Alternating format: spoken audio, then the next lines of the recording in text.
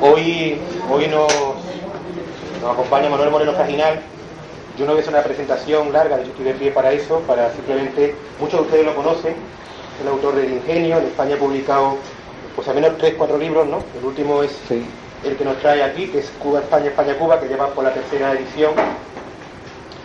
Y bueno, José Fontana, que es el prologuista y el director de la colección, dice que ni a Manuel Moreno Fraginal le hace falta que nadie le avale ni a su libro que alguien lo presente e introduzca, porque él se explica solo. Así que, pues siguiendo a Fontana, que es mucho más conocedor que yo, pues lo dejamos y que él hable un poco de su libro y un poco también de la fecha que se aproxima. ¿De acuerdo? Gracias. Bueno, primero muchísimas gracias por poder estar aquí en Sevilla, en una librería sevillana. Para mí esta ciudad tiene todo el recuerdo de años enteros caminándola, yendo día tras día al Archivo General de India. Yo recuerdo mucho la primera vez que entré en la catedral por el patio de los Naranjos, atravesé después el interior de la catedral, salí por una puerta lateral y subí por primera vez en mi vida al Archivo General de Indias. Digo subí porque ahora creo que se entra por los bajos. En mi época se entraba por una pequeña escalera al piso alto donde trabajábamos los investigadores. Y allí, tomando diariamente mi copa de manzanilla y unas tapas de papas fritas, trabajé cientos, y no miento si digo miles de expedientes del archivo. Allí aprendí a querer un poco más a España. Digo un poco más porque siempre la quise. Aprendí de los españoles a estar en desacuerdo con las cosas. Los españoles siempre están en desacuerdo. Eso me parece algo realmente magnífico. Y aprendí también a escribir. Recuerdo el primer gran artículo que escribí, que me lo revisó un gran escritor español que le ha dado últimamente por no escribir, Fernando Baeza Martos. Cogió el manuscrito, lo revisó palabra a palabra, como yo digo después de ti, y me hizo una sola pregunta: ¿por qué escribes tan mal? Eso me recuerda también que mi vida de historiador la empecé estudiando en el centro más importante de estudios históricos que ha habido en América Latina, que era el Colegio de México, donde mi profesor, a quien nunca podré agradecerle todo lo que hizo por mí, para mí uno de los más grandes historiadores que ha dado la lengua española, don Silvio Zavala, revisó mi libro, un libro que se acababa de llevar un gran concurso, tenía el primer premio, y entonces me miró y me dijo: bueno, yo le veo dos problemas al libro. La investigación está muy mal hecha, las fuentes están muy mal seleccionadas, y quizás el otro problema, y el libro está horriblemente mal escrito. Yo tenía preparado el libro para la edición y jamás se editó, gracias a Dios. Después de eso aprendí algo que yo les recomiendo a todos los escritores jóvenes. Decía mi padre, hombre sumamente sabio, hombre de pueblo, con esa sabiduría popular, que decía en una forma quizás un poco vulgar, que después yo suavizaba. Me decía: lo que has escogido es una profesión de culo. O te sientas y escribes 100 veces, o nunca serás un escritor. Yo, para suavizar aquello, he dicho siempre que es una profesión de nalgas. Y efectivamente es una profesión en que uno tiene que sentarse, y lógicamente las nalgas son la posadera normal del escritor. Tiene que leer y estudiar, pensar, repensar, escribir, reescribir, volver a escribir. ¿Tenéis por ahí uno de estos libros Cuba-España? Hay algo que... Este libro tiene unas pequeñas palabras introductorias de uno de los hombres a quienes yo más respeto en España. Se llama José Fontana. Y en un momento dado dice algo más o menos así, que el libro descubrirá también y sobre todo que está maravillosamente escrito. Les voy a decir, yo no creo que esté maravillosamente escrito, pero les voy a decir el simple secreto de este poder escribir bien. Cada página de este libro está escrita y revisada decenas de veces. Hay síntesis que para poderlas hacer las he escrito una y otra vez y otra vez y otra vez y otra vez. Y no les miento si les digo que hay páginas que están escritas 25 y 30 veces. Y después que las escribí 30 veces, un día la enorme fortuna de mi vida determinó que conociera a esta mujer que está allí. Y entonces puedo decir esto con respecto a ella. Finalmente Teresita, notable socióloga y antropóloga, leyó el manuscrito página a página, palabra a palabra, y me hizo tantas anotaciones que sin ellas este libro sería otro. Es decir, hay páginas que a veces me decía, bueno, ¿tú quieres decir esto? No lo dices, escríbela de nuevo. Y entonces me ponía su idea, que me decía que era la idea mía. Y a veces llegaba a convencerme de que efectivamente la idea era mía y no era de ella. Todavía yo estoy un poco pensativo a ese respecto, y escribí y reescribí. Y me siento feliz que un hombre como Fontana puede decir que este libro está bien escrito. Digo que está difícilmente escrito por alguien que indudablemente, si es que escribir bien es una vocación que llega del cielo, del Parnaso, de una loma, de una nube o de un río, yo no la recibí así. Para mí escribir, y escribir historia, es estudiar, y estudiar continuamente, pensar y repensar, e ir decenas de veces sobre cada página, sobre cada línea, sobre cada palabra.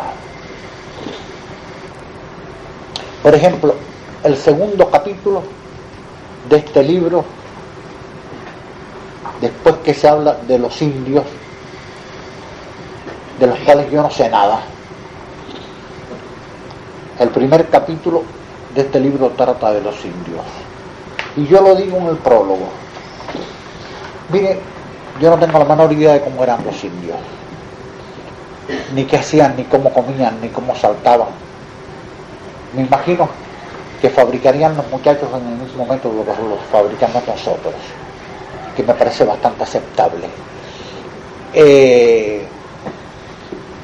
Y yo quería que ese capítulo fuera bueno. Y entonces descubrí un método sensacional.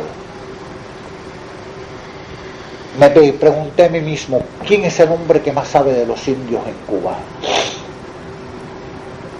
E indudablemente era Manolo Rivero de la Calle. Y después de él, ¿quién? Era Ramón Dacal.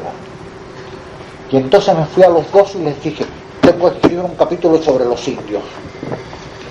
Por favor, escríbanme ese capítulo. Y ellos me hicieron todo un esquema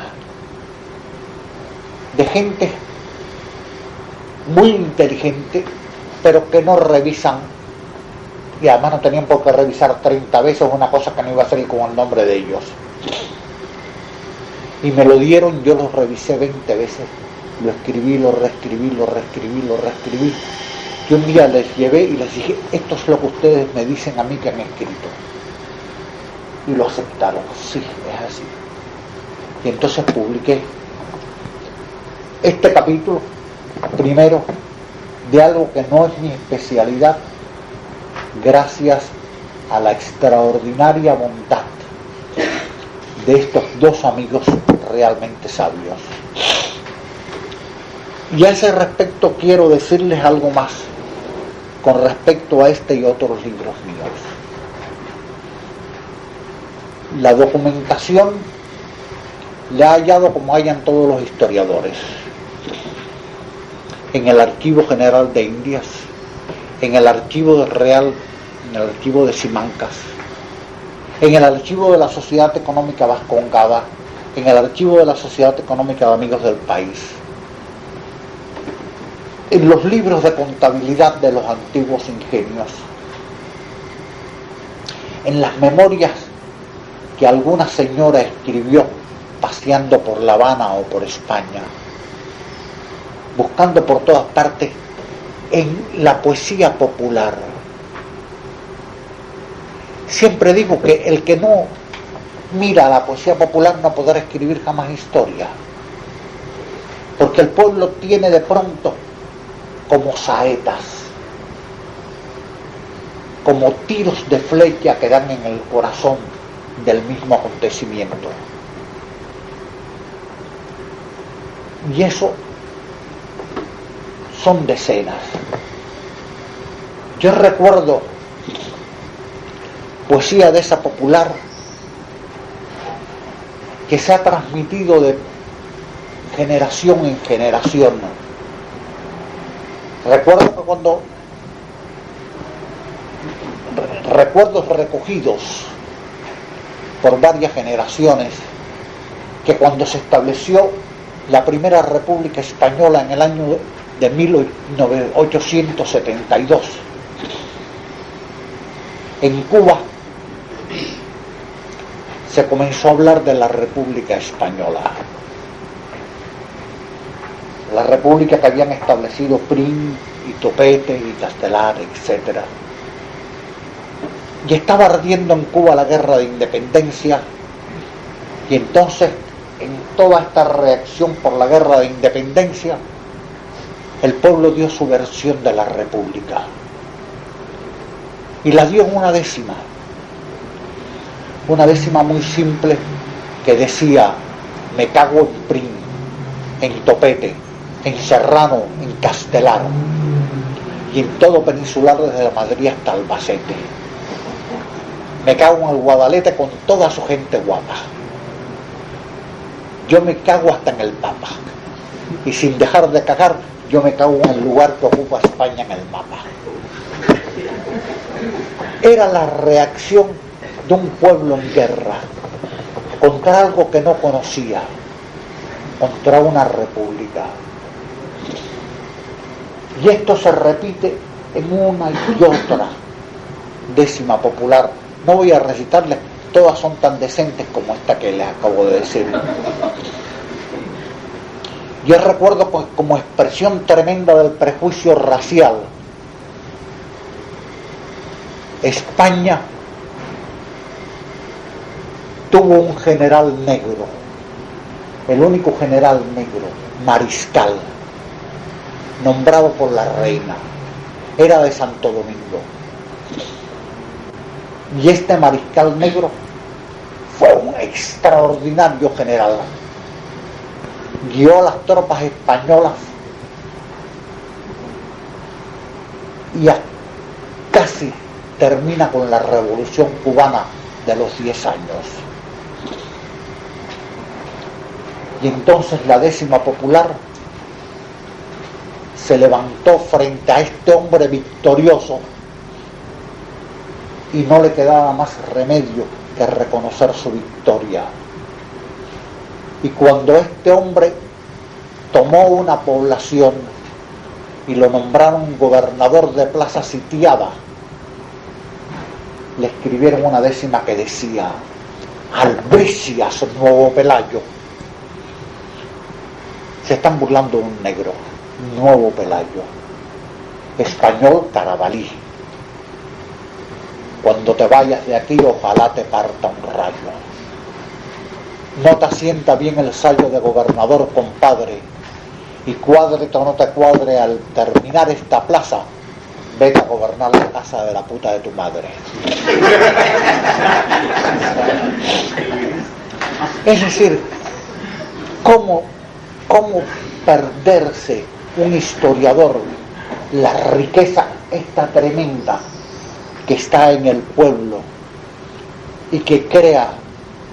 A mí me gusta mucho la palabra saeta, aunque yo sé que saeta significa otra cosa en Andalucía, pero que crea estas palabras y esta forma como saetazos contra un régimen, contra una fuerza, contra algo. Y esto lo aprendí de mi abuelo, coronel de la Guerra de Independencia de Cuba. Yo tengo otro libro que está ahí, un libro pequeño, préstamelo acá.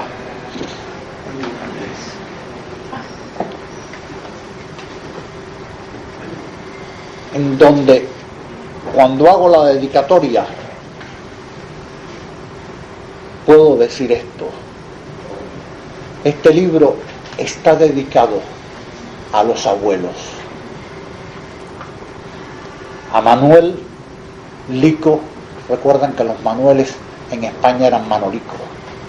A Manuel Lico Moreno Collazo, quien se levantó en armas contra el colonialismo español, peleó los 10 años de la Guerra Grande y murió con la insignia de coronel al hombro. Al abuelo de mi hijo, Carlos Masó Echevarría, teniente coronel del Ejército Independentista y miembro del Estado Mayor del general Calixto García. A Federico Fraginals y Grafals, 2 apellidos catalanes, quien con sus hermanos José María Fraginals y Grafals y José Eusebio Fraginals y Grafals peleó en el ejército español defendiendo su ideal de una Cuba española. Hombres que, enfrentados en la guerra, nos enseñaron en la paz a amar a España y Cuba. Les leo esta dedicatoria porque no se puede escribir con odios. Aunque se tenga odio al mal, yo odio a las dictaduras. Yo creo, y voy a decir una cosa que va a parecer muy cursi, yo creo que el odio no es creador, el amor sí lo es.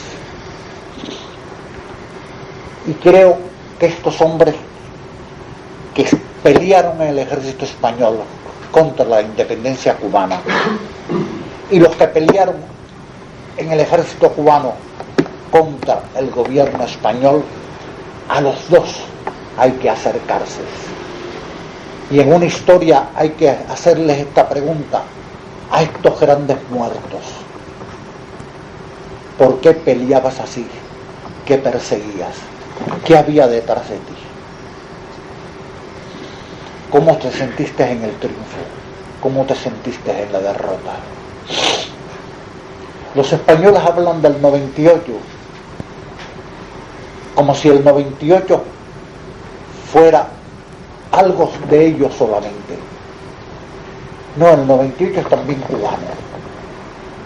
En Cuba se decidió algo muy grande el 98. El 98 también es americano. Lo que pasa es que fueron distintos 98. Y hay que preguntarle a todos los que estuvieron. Y esa es la pregunta que yo trato de hacer en mi libro. ¿Qué pasó en el 98? Y un día, caminando por La Habana, me di cuenta de esto. El parque más importante y más central de Cuba se llama el Parque Central, de Cuba no, de La Habana. Ahí estaba la estatua de la reina. Pues bien, cuando termina la guerra, los cubanos victoriosos quitan la estatua de la reina y ponen la estatua del héroe nacional José Martí, quien está diciendo un discurso de pie y señalando con el dedo. Sobre eso hay centenares de chistes, ahora no hay que hacerlos. Y entonces miré y dije, bueno, ahí está la estatua de José Martí, el héroe nacional cubano, en la plaza central de Cuba. ¿Qué tiene alrededor? ¿Qué tiene alrededor ese héroe que es el héroe de la guerra que se acaba de ganar contra España? Tiene a su derecha el Centro Gallego, que era el edificio más grande de Cuba en esa etapa. Tiene a su izquierda el Centro Asturiano. Tiene al frente un teatro que se llama Teatro Pairé, y le decían el teatro de los catalanes. Tiene al lado del Centro Asturiano, tiene la manzana de oro, el más grande capitalista español de la época, tan importante que sencillamente pasó a la historia la manzana esa como la manzana de Gómez. Era Gómez el señor del capital español. Y finalmente, en el último pedazo que queda, están dos cosas: el palacio de uno de los nobles más importantes de Cuba, fundador de la transatlántica española y hombre clave en la política española, que en la parte inferior de ese palacio suyo tenía unos comercios, y esos comercios eran de chinos. Y entonces yo me preguntaba, qué tremendo simbolismo hay en esta plaza del héroe nacional en la guerra por la libertad contra España, rodeado de edificios españoles, y donde el único lugar no español completamente era este palacio que tienen los bajos a los chinos. ¿Qué pasó? Esas preguntas son preguntas que yo me he querido responder. Y lógicamente, cuando uno se quiere responder preguntas de eso, se vuelve loco, menos yo, que no me volví loco porque ya lo estaba antes. Es decir, tiene uno esta sensación tremenda de lo difícil que es apresar, coger todo este mundo espiritual, moral, físico que está al lado de nosotros, y así hay que escribir y pensar la historia. Y yo quiero recordar finalmente a otro gran erudito que me ayudó mucho, que me enseñó mucha historia. Se llamaba Wenceslao. Era tan importante que no recuerdo el apellido. Era un negro analfabeto. Había sido esclavo de una de las grandes familias cubanas. Yo lo conocí ya con 93 o 94 años. Me acuerdo que me sentaba a hablar con él y le daba generalmente una moneda. Yo siempre he sido muy pobre en monedas, eran muy pequeñas, una peseta cubana. Y él se hacía una cruz. Después que se hacía la cruz, cerraba la mano y la besaba. Y entonces comenzaba a hablarme de lo que él sabía que a mí me interesaba. Y me decía cosas así, ¿no? ¿Tú sabes quién inventó las canoas? Las canoas son los barcos de remo. Lo inventaron los negros. Y me contaba por qué los negros inventaron las canoas. Y me iba narrando su versión pequeña, detallada. No era la versión de los grandes edificios cubanos, era la versión de cada piedra, de cada adoquín de las calles habaneras, de cada piedra, como decía aquel gran poeta español, a quien yo he visto muy poco mencionado aquí en España, que se llamaba León Felipe. ¿Recordáis a León Felipe? Tiene un precioso poema que se llama La piedra, que comienza diciendo: así es mi vida, piedra como tú, que no naciste para ser piedra de un palacio, ni piedra ni de una iglesia. Y después habla de esa pequeña piedra que nació para estar en un camino y ser pisada. Entonces, a esta gente que entregan estas piedras, que son también sustancia fundamental de la historia, eso es lo que yo he querido ver. Que no lo haya conseguido es otra cosa, pero es lo que yo he querido ver en estos libros y lo que he querido pensar de ellos. Y después me encuentro, bueno, hoy, que es un día grande para mí porque estoy en Sevilla, porque estuve sumamente grave hace 15 días y parece que los sábados, la entrada al cielo, a donde seguramente irá a parar, estaba llena, y San Pedro dijo: no, este señor no le corresponde ahora, que venga más tarde. Y no me morí. Qué raro es este verbo morir así en pasado. No morí, pero así hay que decirlo. Y entonces ya por eso este día para mí es grande. No morí. Y estoy en Sevilla, donde aprendí a estudiar, a trabajar, a estar en los archivos, donde pasé hambre, un hambre gloriosa. Quiero decirle que estas calles me las caminé durante años, centenares de veces, para ir al archivo, a veces teniendo por todo desayuno una torta de aceite. Y no lo considero como una tragedia, lo considero como una gran alegría. Tampoco me morí en esa ocasión. Ok, y pude estudiar. Y creo que este nivel de contacto con la realidad, que me ha permitido estudiar así, pasando hambre, y me ha permitido estudiar ganando $200 diarios como un gran empresario capitalista,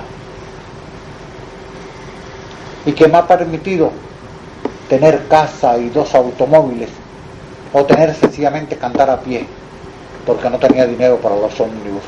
Todas estas cosas, esta vida de sube y baja, en donde ni la parte baja es una tragedia, ni la alta es un triunfo, sino todo es una experiencia para recibir y crear y entender la vida que uno quiere dejar en un libro. Por todo eso, para mí, hoy, en este lugar, es un día glorioso. Y tengo aquí una mujer con la cual he revisado y trabajado durante años. Hombre, poco, porque yo le llevo como 80 años a ella, pero que hemos podido trabajar y hacer cosas. Y le doy las gracias a quienes me trajeron aquí,